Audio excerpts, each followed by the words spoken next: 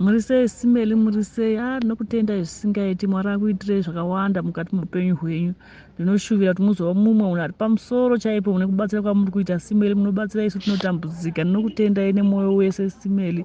Ndichitendazve navose vakaisa ruoko pana Eric. Ndinotenda nekusingaperi. Kana Eric anokutendai zvisingaiti. Tavapa mabhazi Simeli kuenda kumusha. Ndinokutendai, ndiri kuwakufara ndaenda nemwana wangu wondinaye pasina kana problem iripo. Ndinokutendai Simeli, ndichakutendai kusvikira narini. Basa ramakabata muupenyu hwedu rakanaka. Tinotenda Simeli, musara zvakanaka. Charamba chikukubatai tichingotaura nyangwe ndiri kukumusha.